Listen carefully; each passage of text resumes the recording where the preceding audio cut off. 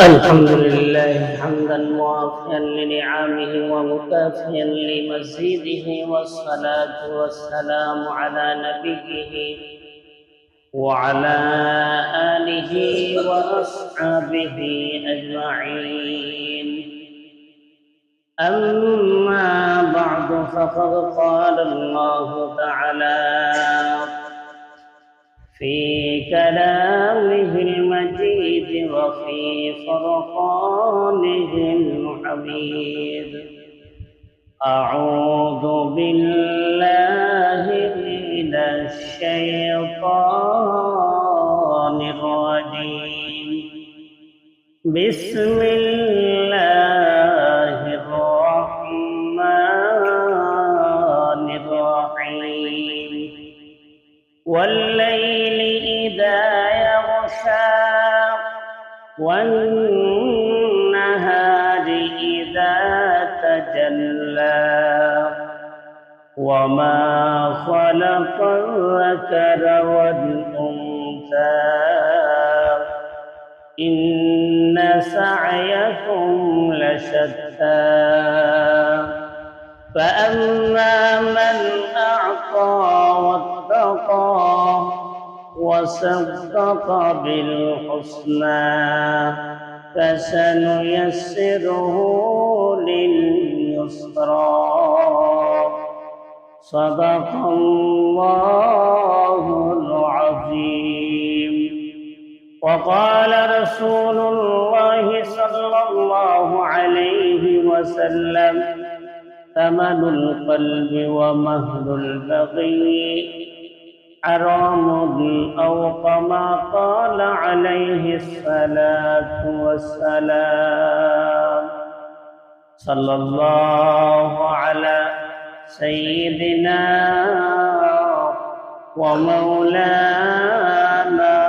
محمد وعلى آله وأصحابه وسلم कि मोहम्मद से वफा तूने हमको तेरी है कि ये जहाँ चीज है क्या लौह कलम तेरी है। बलगल उला बिकमालिही कशफ दुजा बिजमालिही हसनत जमीअ ख़िसालिही सल्लल्लाहु अलैहि व आलिहि। অধ্যকার আজকের উপস্থিতি সম্মানিত মুরব্বিয়ানে ইসলাম,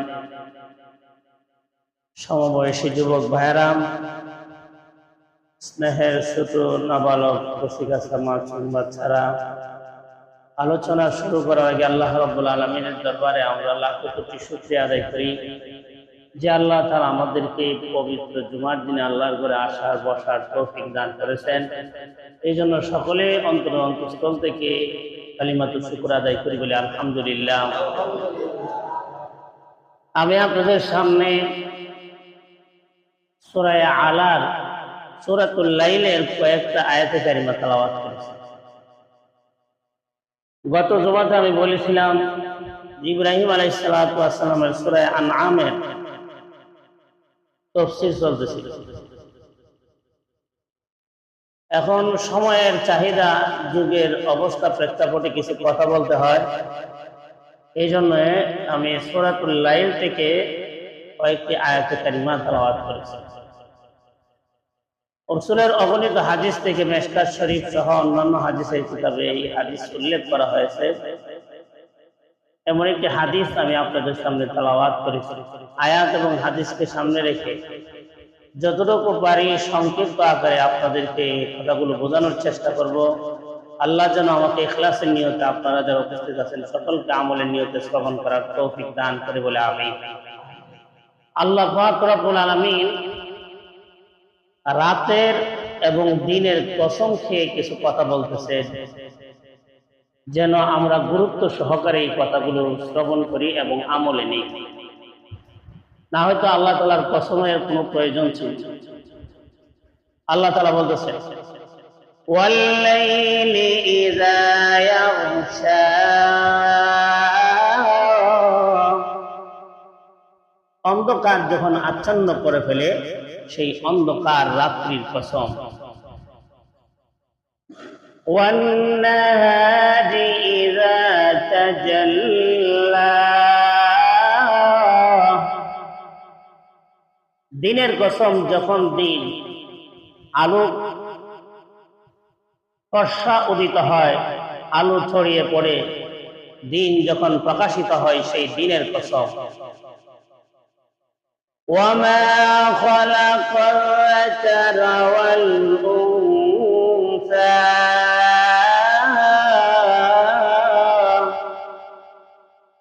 ওই সত্তা যে আল্লাহ রাব্বুল আলামিন নারী এবং পুরুষকে সৃষ্টি করেছেন। ইন্না সা'য়াকুম লাশাত্তা,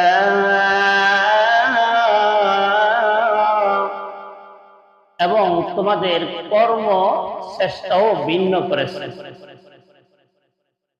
হাদিস শরীফে আল্লাহ রাসূল সাল্লাল্লাহু আলাইহি সাল্লাম বলেন, নাহা রাসূলুল্লাহ সাল্লাল্লাহু আলাইহি ওয়াসাল্লাম সামানুল কলবি ওয়া মাহরুল বাগি ওয়া সামানুল কাহিনি, আও কামা ক্বালা আলাইহিস সালাতু ওয়াস সালাম।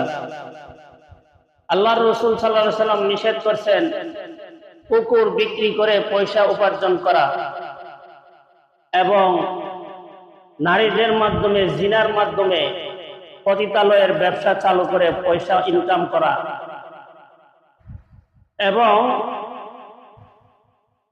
গণকগিরি করে রাশিগণে এই ধরনের কার্যক্রম করে রাশিগণে পয়সা উপার্জন করা থেকে আল্লাহ রাসূল নিষেধ করেছেন। এই নিষেধ আমরের পর্যায়ে, আর নাহিউ ওয়াল আমরু, নিষেধ মানে এটা আদেশ, নির্দেশ পালন করতে হবে।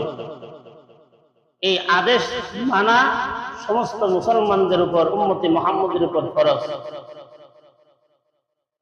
সামানুল কাল, কুকুর বিক্রি করা মূল্য, যেই কুকুর সচরাচর রাস্তাঘাটে এখানে সেখানে পাওয়া যায়, এই ধরনের কুকুর বিক্রি করে পয়সা উপার্জন করা সম্পূর্ণ হারাম। কিন্তু যদি কোনো ব্যক্তি শিকারের জন্য বা প্রশিক্ষণের জন্য যে সমস্ত কুকুরগুলো সেনাবাহিনী, গোয়েন্দা বাহিনী ব্যবহার করে থাকে, ওই ধরনের কুকুর বিক্রি করে পয়সা ইনকাম করা হালাল, জায়েজ আছে, এতে কোনো অসুবিধা নেই। জমি জমা, গরু, পশু পাহারাদারির জন্য প্রশিক্ষণপ্রাপ্ত কুকুর ক্রয় করে বা কুকুর লালন পালন করা যায়, এতে কোনো অসুবিধা নেই। এছাড়া অনার্থক কুকুর পাললে, কোনো ব্যক্তি যদি অনার্থক নিষ্প্রয়োজনে, কোনো দরকার নাই, এমনিতেই কুকুর লালন পালন করে, আল্লাহ রাসূল বলেন দৈনিক তার আমলনামা থেকে 2 কেরাত সওয়াব আল্লাহ তাআলা কাইটা দিবেন। নাউজুবিল্লাহ।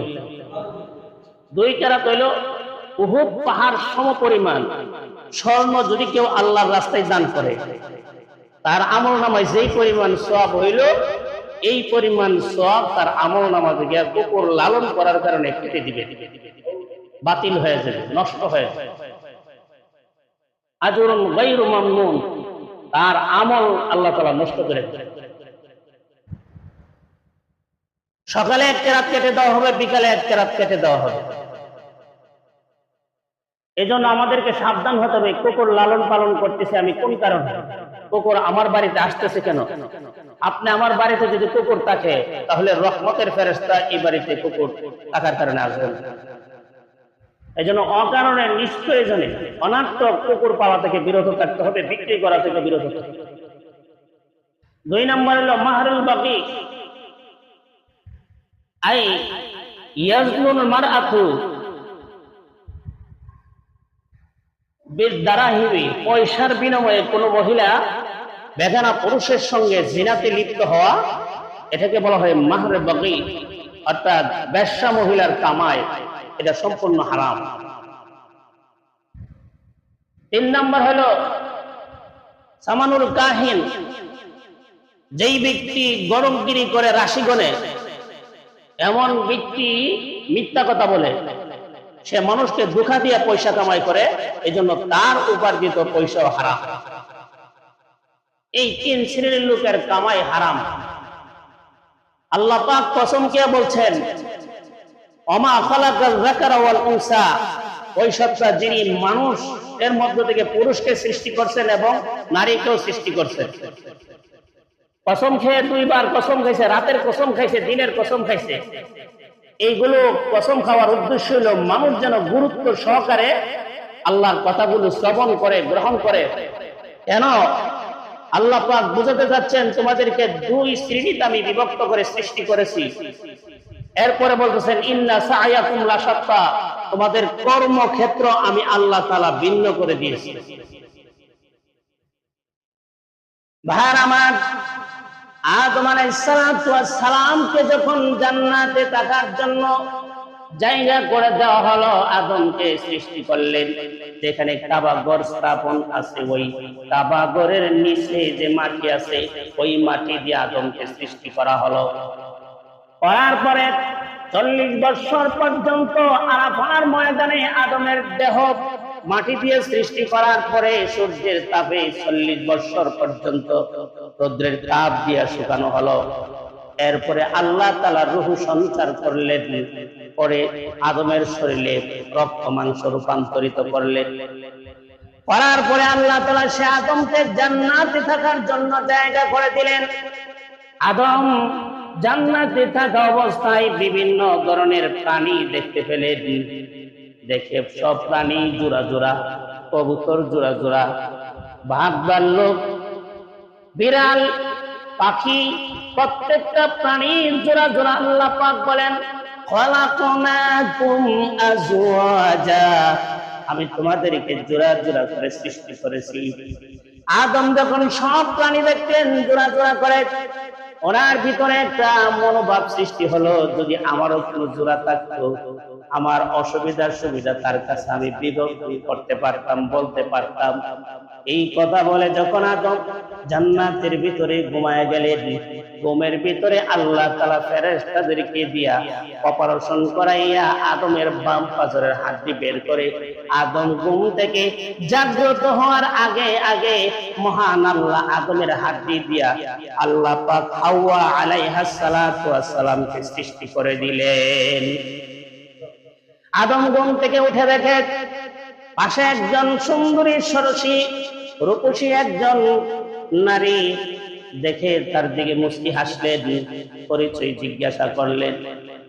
তখন ফেরেশতারা বললেন, আদম, এই নারীকে তোমার দেহ থেকে, তোমার বাম পাজরের হাড় থেকে, হাড্ডি থেকে সৃষ্টি করা হয়েছে। কেন সৃষ্টি করলেন? তোমার শান্তির জন্য। আদমের হাড্ডি থেকে হাওয়াকে সৃষ্টি করেছেন আদমের শান্তির জন্য, আদমকে সুখ দেওয়ার জন্য, আদমের কষ্টকে ভাগ করার জন্য। এরপরে আদম বললেন, প্রভু হ্যাঁ, যেহেতু আমার জন্য সৃষ্টি করেছেন, আমি তার সঙ্গে বসবাস করতে চাই। সুন্দরী দেখে তার মধ্যে আকর্ষণ সৃষ্টি হলো, হাওয়াকে ধরতে গেল। আল্লাহ বললেন, আদম, এমনিতেই ধরতে পারবা না, এখানে বিধান আছে। কি বিধান? হাওয়ার মোহর আদায় করো, তারপরে তার সঙ্গে থাকতে পারবে। আদম বললেন, হ্যাঁ প্রভু, মাল মাহর, মোহর আবার কি জিনিস? বলে, মোহর হলো তুমি যে তাকে বুক করবা, তার মাধ্যমে প্রশান্তি লাভ করবা, তারে কিছু খরচ দিতে হবে। আল্লাহ, কিভাবে খরচ দিব? বলে, তুমি বিশ্ব নবীর উপরে 10 বার যদি দুরূদ শরীফ পড়ো, তোমার মোহর সাথে সাথে আদায় হয়ে যাবে। আদম আলাইহিস সালাম দুরূদ শরীফও জানে না, কারণ শিখেন নাই। আল্লাহ পাক বললেন, দেখো আমার আরশের কুটির মধ্যে লেখা আছে, লা ইলাহা ইল্লাল্লাহু মুহাম্মাদুর রাসূলুল্লাহ সাল্লাল্লাহু আলাইহি ওয়াসাল্লাম। এই লেখাটা তুমি 10 বার উচ্চারণ করলে তোমার হাওয়ার পক্ষ থেকে মোহর আদায় হয়ে যাবে। আদম সাথে সাথে 10 বার দুরূদ শরীফ পড়ে মোহর আদায় করে স্ত্রীকে সঙ্গে নিয়ে গেলেন। এখন যদি কবলে 10 বার দুরূদ শরীফ আদায় করে ফেললে, আপনার বেগম দিয়া দেওয়া হইব, তাহলে বছরে 20-25টা বিয়ে হই করবো এই যুগের মানুষ। কারণ বউরে যে মুরান মুরা এই যুগের পুরুষেরা যা অত্যাচার করে, যদি বাপের বাড়ি দুর্বল থাকে তো আরো বেশি বিপদ। মেয়েদেরকে যে টর্চারিং অত্যাচার করা হয় এটা বলা বাহুল্য। এই কারণে আমাদের সমাজে কিছু নারীদের কষ্টের প্রতি লক্ষ্য করে ইসলাম বিদ্বেষী কিছু নারী ইসলামের উপর গায়েল করে কটাক্ষ করে তারা কথা বলে, যেই কথাগুলো ইসলামকে মানুষের সামনে প্রশ্নবিদ্ধ করে, ইসলামের প্রতি মানুষের খারাপ ধারণা মনোভাব সৃষ্টি হয়। আদম আলাইহিস সালাতু ওয়াস সালাম 10 বার দুরূদ শরীফ পড়ে স্ত্রীকে পেয়ে গেলেন। আল্লাহ পাক বললেন, আদম কিছুদিন তোমাদেরকে জান্নাতে থাকতে দিলাম, যেহেতু শর্ত আছে শর্ত আদায় করতে হবে। নিষিদ্ধ গাছের ফল খাইতে পারবা না, খায়া ফেললেন, শয়তানের ধোঁকায় পড়ে দুনিয়াতে পাঠায় দিলেন। দেওয়ার পরে আদমের কর্মক্ষেত্র আবার কর্মক্ষেত্র আল্লাহ তাআলা 2 ভাগে বিভক্ত করে দিলেন। দুনিয়াতে আছে, জান্নাতে তো খাইতে গেলে কোনো মেহনত নাই, শুধু খাওয়ানোর ইচ্ছা করছে, সাথে সাথে খাওয়ানো ইচ্ছা করছে। কিন্তু দুনিয়াতে কি আমাদের ঘরে বয়ে যদি বলেন, এই ভাতের ডেগের ভিতরে যেই ভাত আসো আমার পেটের ভিতরে চলে যাও, আপনি সুর দিয়া আরো মধুর কণ্ঠ দিয়া যদি করেন, ডেগের ভাত মুখের ভিতরে যাইব। বেগমে কইলেই অনেক সময় আত্মাও কিতা নাই, আত্মাও কিতা আল্লাহ দিছে না, এই ধরনের কথাবার্তা বলে। তাহলে দুনিয়াতে বলার সাথে সাথে খাবার পেটে আসবে না, কিন্তু জান্নাতে ইচ্ছা করার সাথে সাথে তার কাছে খাবার চলে আসছে। আর জান্নাতে খিদার ইচ্ছা করলে, খাওয়ানোর ইচ্ছা করলে খিদা লাগতো, এর আগে কোনো খিদা নাই। কিন্তু দুনিয়াতে আসার পরেই খিদা শুরু হয়ে যাবে। এটা আল্লাহ জানেন না জানেন না? জানে। এই জন্য আল্লাহ পাক বলেন, ইন্না সায়াকুম লাশাত্তা, হে আদম তোমাদের কর্মক্ষেত্র আমি আল্লাহ তাআলা ভাগ করে দিয়েছি। কিভাবে ভাগ করলেন? আল্লাহ পাক বললেন, ওয়াকাউনা ফি বুয়ুতিকুন্না ওয়ালা তাবাররুজনা তাবাররুজাল জাহিলিয়াতিল উলা। আমাদের নবী বিশ্বনবী রাহমাতুল লিল আলামিনের কাছে আল্লাহ আয়াত নাযিল করে জানায় দিলেন, নবীজি আপনি আপনার উম্মতের মহিলাদেরকে, রমণীদেরকে বলেন তারা যেন নিষ্প্রয়োজনে অকারণে ঘর থেকে, স্বামীর ঘর থেকে যেন বের না হয়। আর বের হতেই যদি হয়, তাদেরকে যদি প্রয়োজনে হয় বের হইতে, তাহলে জাহিলিয়তের মেয়েরা যেভাবে অর্ধ উলঙ্গ হইয়া বের হয়, শর্ট প্যান্ট, বিভিন্ন অল্প জামা পরিধান করে, শুধুমাত্র লজ্জাস্থান গুলো দেখে, অগারনা বিবুয়ুতিকুন্না ওয়ালা তাবাররুজনা তাবাররুজাল জাহিলিয়া। আইম্মায়ে জাহিলিয়তের যুগে ইউরোপ বর্বর রাষ্ট্রগুলোর আদর্শের মতন মহিলারা যেরকম ভাবে বিবস্ত্র হয়ে ওপেন রাস্তাঘাটে চলাফেরা করে, আপনি আপনার উম্মতের নারীদেরকে বলে দেন তারা যেন এইরকম বেহায়াপনা হইয়া ঘর থেকে বের না হয়। ওয়াকারনা ফি বুয়ুতিকুন্না আই আলজিমনা বুয়ুতিজ জাওজি, স্বামীর ঘরকে তোমরা আবশ্যকীয়ভাবে ধারণ করে রাখো, স্বামীর ঘর থেকে বিনা প্রয়োজনে তোমরা বের হয়ো না। মহিলাদেরকে স্বামীর ঘর থেকে বিনা প্রয়োজনে বের হওয়া থেকে নিষেধ করছেন, শুধুমাত্র বিশেষ কোনো প্রয়োজন যদি থাকে তাহলে বের হতে পারে। আল্লাহ পাক আদমকে বললেন, তুমি মাঠে ময়দানে কাজ করবা, তোমার দায়িত্ব হলো ঘরের বাহিরে, আর হাওয়ার দায়িত্ব হইল ঘরের ভিতরে। মহিলাদের দায়িত্ব হলো ঘরের ভিতরে স্বামীর মাল হেফাজত করবি, স্বামীর সন্তান লালন পালন করবি, স্বামীর তার দেহের মধ্যে স্বামীর আমানত, তার নিজের লজ্জাস্থান, নিজের এই 3.5 হাত বটি বেগানা পুরুষদের বদনজর থেকে হেফাজত করবে। এটা হলো নারীর দায়িত্ব, একজন স্ত্রীর দায়িত্ব। আদমকে বলা হয়েছে, তোমার সন্তান যদি হয় সেই সন্তানের খরচ তুমি দিবা। মেয়ে সন্তান হলে বিবাহ দেওয়ার আগ পর্যন্ত তোমার দায়িত্ব, তুমি ওই মেয়েকে লালন পালন করবা। বিবাহ দেওয়ার পরে স্বামীর হাতে তার দায়িত্ব চলে যাবে। স্বামীর কাছে থাকা অবস্থায় যদি সন্তানাদি হয়, ওই সন্তানগুলোর খরচ পোষণ স্বামী খরচ করবে। স্বামী দুনিয়াতে না থাকলে ওই মহিলার ওই মার দায়িত্ব হইল নিজের সন্তানদের, ছেলে সন্তানদের উপরে। এইভাবে মা মৃত্যুবরণ করার আগ পর্যন্ত তার দায়িত্বের খরচ থাকে সন্তানদের উপরে, যদি বাবা দুনিয়াতে না থাকে। আল্লাহর রাসূল বলেন, নারীদের খরচটা আল্লাহ তাআলা ভাগ করে দিয়েছে। যখন একটা মেয়ে বাবার অধীনে থাকে, বাবার ঘরে থাকে, বালেগা হওয়ার আগ পর্যন্ত, বিবাহ দেওয়ার আগ পর্যন্ত ওই মেয়ের যত খরচ আছে বাবা নিজের জিম্মায় আদায় করা, এটা হলো বাবার উপর খরচ। যখন স্বামীর ঘরে চলে যায়, তখন স্বামীর মৃত্যুবরণ করার আগ পর্যন্ত স্বামীর দায়িত্ব থাকে স্ত্রীর খরচ ভরণ পোষণ দেওয়া। স্বামী যখন দুনিয়ার থেকে চলে যায়, তখন ওই মহিলার যদি সন্তানাদি থাকে, ছেলেদের দায়িত্ব হইল তাদের মায়া মৃত্যুবরণ করার আগ পর্যন্ত তার খরচ বহন করা। এখন যদি আমরা লক্ষ্য করি, একটা মহিলার মেয়ে থাকা অবস্থায় খরচ হইল বাবার উপরে, স্ত্রী থাকা অবস্থায় খরচ হইল স্বামীর উপরে, স্বামী দুনিয়াতে না থাকা অবস্থায় খরচ হইল ছেলেদের উপরে। তার কোন সম্পদের দরকার আছে? কথা বুঝেননি? তার সম্পদের দরকার আছে? আর জন্মের পরে খরচ হইল বাবা, বিবাহ দেওয়ার পরে খরচ হইল স্বামী, স্বামী মারা যাওয়ার পরে কবর পর্যন্ত খরচ হইল ছেলেদের। মহিলার টাকার কোন আলাদা দরকার আছে? তারপর ইসলামে বলছে, যেই বাবার ঘরে মেয়ে সন্তানটার জন্ম হয়েছে, তাকে বাবার সম্পত্তি থেকে 3/1 ওই মেয়েকে ইসলামে দিয়ে দিচ্ছে। এই ইসলাম ধর্ম ব্যতীত আর কোন ধর্মতে, ইহুদি ধর্ম কোন, খ্রিস্টান ধর্ম কোন, বৌদ্ধ ধর্ম কোন, হিন্দু ধর্ম কোন, কোন ধর্মের ভিতরে 1 আনার সম্পদ কোন নারীকে দেওয়া হয় নাই।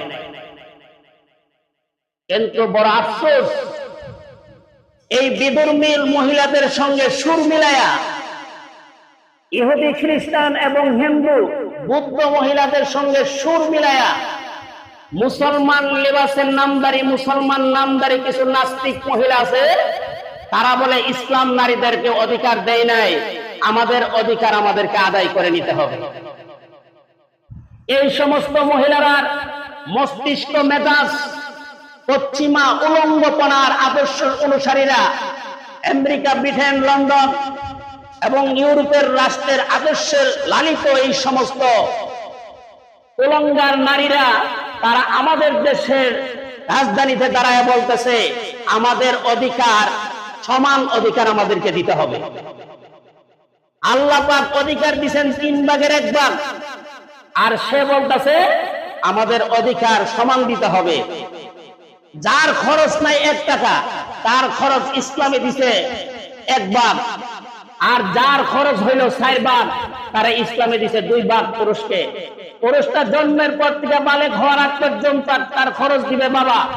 বালেগ হওয়ার পরে বাবার কোনো দায়িত্ব নাই, তাকে বিবাহ করানো, তার সংসার চলা, তার ঘর করা, তার বাড়ি করা, এটা কোনো বাবার উপর ফরজ না, ওই ছেলের উপর ফরজ। মরণ পর্যন্ত তার সম্পদ কামাই করা, তার টাকায় সে বিবাহ করবে, তার টাকায় সে ঘর করবে, তার টাকায় সে জমি ক্রয় করবে, তার টাকায় সে যা কিছু আছে সবকিছু করবে। বাবার সম্পদে তার হক নাই। কিন্তু ইসলাম অনুসরণ করার কারণে বাবা সন্তানের প্রতি স্নেহশীল হয়া, দয়াশীল হয়া সন্তানকে মরণ পর্যন্ত বাবা সম্পদ দেয়া যায় কিনা? কিন্তু দেখেন, এই ছেলেটা যখন বিবাহ করলো, বিবাহ করার পরে স্ত্রীর খরচ পোষণ সমস্ত দায়িত্ব ছেলের উপরে। তার মা যখন থাকলো, বাবা দুনিয়াতে নাই, তখন মার সমস্ত খরচ ভরণ পোষণ, বোন যদি বিবাহ দেওয়ার বাকি থাকে, সবগুলোর দায়িত্ব ছেলের উপরে। মৃত্যুর পরেও মার নামে, বাবার নামে, বোনের নামে ইসালে সওয়াবের অনুষ্ঠান করলে দায়িত্ব থাকে ছেলের উপরে। এতগুলো খরচ টাকার পরেও ইসলামে ছেলেকে 2 গুণ সম্পদ দিয়েছেন। আর যেই মহিলার সামান্যতম খরচ নাই, এই একজন ইসলামের মহিলাকে, একজন নারীকে 1 গুণ সম্পত্তি দান করেছেন। আপনারা যদি বুঝে থাকে বলেন, এটা কি নারীর প্রতি ইনসাফ করা হয়েছে, নাকি তাকে বেশি দেওয়া হয়েছে? বেশি দেওয়া হয়েছে। যার যেখানে 1 টাকা খরচ নাই, তাকে 1 টাকা দেওয়া হয়েছে, আর যেখানে পুরুষের 4 টাকা খরচ তাকে দেওয়া হয়েছে 2 টাকা বাবার সম্পদ থেকে। তাহলে ছেলেটাকে বেশি দিলেও ছেলেকে ঠকানো হয়েছে, কিন্তু আল্লাহ পাক বলছেন এইটুকুই তুমি নিয়ে শান্ত থাকো, আর মেয়েকে বলছে তুমি কিছুই পাওয়ার যোগ্য ছিল না, তুমি সাইরানা নিয়ে সন্তুষ্ট থাকো। কিন্তু প্রগতিবাদী নারী সংস্থার নামে কিছু কুলঙ্গার মহিলা বেশ্যা, যাদের চরিত্র ঠিক নাই, যাদের আখলাক ঠিক নাই, যাদের জন্মের ঠিক নাই, তারা দাঁড়ায় বলতেছে ইসলামে নারীর অধিকার দেয় নাই, তাদেরকে অধিকার দিতে হবে। এগুলো পশ্চিমা বিশ্বের মস্তিষ্কের ধুলাই করা। এবং তারা বলতেছে নারী সংস্কার নামের যে মহিলাগুলো বর্তমান সরকারের কাছে আবদার করছে যে আমাদেরকে যেই সমস্ত মেয়েদের বিবাহ হয়ে গেছে, স্বামী যদি নিজের যৌবনের চাহিদা পুরা করতে গিয়ে স্ত্রীকে জোর করে, আর জোর করে যদি তার চাহিদা পুরা করে, নারী নির্যাতনের মামলা গ্রহণ করতে হবে। এই অসভ্য মহিলাগুলো কোন পর্যায়ে গেছে। এবং তাদের আরেকটা দাবি হইল আমরা যেখানে সেখানে দেহ ব্যবসা করে কামাই রুজি করতে হবে, দেহ ব্যবসার মাধ্যমে আমরা কামাই রুজি করব, সেটাকে রাষ্ট্রীয়ভাবে বৈধতা দেওয়ার দরকার। যেই সমস্ত মহিলারা এই কথা বলতে পারে যে আমি দেহ ব্যবসা করে কামাই রুজি করতে চাই, এটা আমাকে বৈধতা দেওয়ার দরকার, তারা কি মুসলমানের সন্তান হইতে পারে? জোরে বলেন, মুসলমানের সন্তান হইতে পারে? তাদের কারণে তাদের সুরে সুর মিলাইয়া কিছু শিক্ষিত নারীর নামে কুলঙ্গার তারা বলতেছে আমাদেরকে দেহ ব্যবসার মাধ্যমে যৌনকর্মী হিসাবে, যৌনকর্মীকে একজন দেশের কর্মী হিসাবে সরকার স্বীকৃতি দিতে হবে। এই সমস্ত দাবি তারা করতেছে। তাদের আরেকটা দাবি হইল বিবাহ বন্ধনের মাধ্যমে স্বামী স্ত্রী যেরকম একটা অধিকারের মধ্যে থেকে স্বামী যেমন চাকরি করতে পারে, স্ত্রীও চাকরি করতে হবে। আপনারা আমার কথা বুঝে থাকলে বলুন, স্ত্রীদের চাকরি করার কোনো দরকার আছে? যদি এমন হয় তার পরিবারের ছেলেও নাই, তার দায়িত্ব নেওয়ার মতন তার স্বামীও নাই, তার ভাইও নাই, বাবাও নাই, অসহায় মেয়ে হয়, অথবা বাবা আছে বৃদ্ধ, ভাই নাই, তাদের কর্ম করে খাওয়ানোর মতন সুযোগ নাই, তাদের জীবিকা নির্বাহ করতে গেলে আল্লাহ পাক বিধান দিয়ে দিয়েছেন পর্দার সহিত সে ব্যবসা বাণিজ্য কামাই রুজি চাকরি করতে পারবে। চাকরি করার ক্ষেত্রে সরকারের দায়িত্ব হলো নারীদের কর্মস্থল আলাদা করে দেওয়া, যেখানে শুধু নারীরাই কাজ করবে, আর পুরুষদের কর্মস্থল আলাদা করে দেওয়া, যেখানে শুধু পুরুষরাই কাজ করবে। এটা তালেবান সরকার, আফগানিস্তানের সরকার করেছে। এটা কেন করবে? যদি নারী পুরুষ তাদের কাজ মিলে যদি কাজ করে সংসার উন্নয়ন করতে, তাহলে নারীর কর্মস্থল করবে আরেকজন বেগানা পুরুষের সাথে, যেখানে তৃতীয় কোনো ব্যক্তি থাকবে না, অফিসে চাকরি করবে, বিকাল বেলা দেখবে নারী ইজ্জত সম্মান ধূলিসাৎ করে বাসায় ফিরতেছে। এজন্য ইসলাম বলে নারীর কর্মক্ষেত্র আলাদা, পুরুষের কর্মক্ষেত্র আলাদা। এই জন্য আমরা যে সমস্ত নারীরা চাকরি করতে চায়, ইসলামে তাদের সুষ্ঠু সমাধান আছে। কিন্তু চাকরির নাম দিয়া দেহ ব্যবসার নামে কর্ম, যে যৌনকর্মী হিসাবে কর্মী নিজেদেরকে প্রকাশ করতে চায়, এই সময় পশ্চিমা কালচার এই দেশে বাস্তবায়ন করতে দেওয়া হবে না। এদেশের মুসলমানের শরীরে রক্ত থাকতে জিনার ব্যবসাকে বৈধ ব্যবসা দেওয়া হবে, এটা মুসলমান কোনোদিন মেনে নিতে পারে না। যে মুসলমান মেনে নিবে, সে বিশ্বনবীর উম্মত থেকে খারেজ হয়ে যাবে, আল্লাহর বন্ধ থেকে সে বিলেত হয়ে যাবে। এই সমস্ত নারী সংস্কার নামের কুলঙ্গারদের আবদার অতি শীঘ্রই সরকার এটাকে বাতিল করতে হবে এবং এটাকে আমলে নেওয়া থেকে বিরত থাকতে হবে। না হলে এই দেশের আগমন জনতা মুসলমান একসাথে দাঁড়িয়ে তাদের প্রতিবাদ করতে গিয়ে যদি দেশের রাজধানীকে অবরুদ্ধ করতে হয়, আপনারা রাজি আছেন? আবার যদি শাপলা চত্বর করতে হয়, রাজি আছেন? মুসলমানদের সম্পদের চেয়ে ইমানের দাম বেশি, মুসলমানের জানের চেয়ে ইমানের দাম বেশি, মুসলমানের বন্ধুত্বের চেয়ে ইমানের দাম বেশি, মুসলমানদের রাষ্ট্রের চেয়ে ইমানের দাম বেশি। যেখানে ইমান ঠিকবে না, সেখানে রাষ্ট্রের অস্তিত্ব থাকার কোনো দরকার নাই। মুসলমান তাদের অধিকার নিয়ে বাঁচতে চায়, আমরা আমাদের অধিকার নিয়ে বাঁচতে চাই। আমরা বাঁচার জন্য আসি নাই। সব মানুষ দুনিয়া থেকে বিদায় হয়ে যাবে, আজ হোক কাল হোক, কিন্তু ইমানদাররা যদি ইমান নিয়ে বিদায় হতে পারে, পরকালে তাদের জন্য নাজ নিয়ামত থাকবে। এই জন্য ইমানের দাবিতে এই প্রগতিশীল নারীবাদীদের বিরুদ্ধে আমাদেরকে সোচ্চার হতে হবে, আমাদেরকে তাদের কর্ম কি জিনিস বুঝতে হবে, আমরা আমাদের দায়িত্ব সেটা বুঝতে হবে। এই জন্য আল্লাহ পাক বলছেন ইন্না সায়াকুম লাশাত্তা, পুরুষের কর্ম আলাদা, নারীর কর্ম আলাদা। পুরুষের কর্ম আলাদা, নারীর কর্ম আলাদা। পুরুষের বসবাস, পুরুষের কর্মক্ষেত্র বাহিরে, নারীর কর্মক্ষেত্র ভিতরে। এই জিনিসটা আমাদেরকে বুঝতে হবে। সরকারকে আমাদের ভাবমূর্তি বোঝার দরকার, এদেশে মুসলমানদের অধিকার বোঝার দরকার। যদি সরকার সুবুদ্ধি হয়, তাদের এই দাবিকে প্রত্যাখ্যান করবে। আপনারা কি চান এই দাবি প্রত্যাখ্যান হোক? আর জোরে বলেন চান? তাদের এই সংস্কার নামে নারী প্রগতিদের দাবি প্রত্যাখ্যান হোক, এটা আপনারা চান? আল্লাহ পাক সরকারকে সুবুদ্ধি দান করুক। গেল সরকার যে রকম একচাটিয়া জুলুম করেছে, এই সরকার এখান থেকে শিক্ষা নিয়েছে। যদি এই সরকারও যদি ওই সরকারের প্রধান অনুসরণ করে চলে, তাকেও গদি থেকে বিচ্যুত হতে হবে। এদেশের মানুষ যেমন সম্মান দিয়ে বসাইছে, আবার তাকে বেসম্মান ইজ্জত হানি করে তাকে পায়ে টেনে হেসে দেশের গদি থেকে নামায়া দিবে। এই জন্য সরকারকে আগুল আবেদন বিনতির সাথে বলতেছি, আপনারা সুষ্ঠু সমাধানের জন্য আলেমদের সঙ্গে পরামর্শ করুন। যেই শ্রেণীর যেই হক আছে, যাদের যেই হক আছে ইসলামে দেওয়া আছে, সেটা মেনে আপনারা সুষ্ঠু তদন্তের মাধ্যমে, গবেষণার মাধ্যমে সমাধান করুন। আল্লাহ তাআলা আমাদেরকে সকলকে সুবুদ্ধি দান করুক বলে আমিন। ওয়া মা আলাইনা ইল্লাল বালাগ।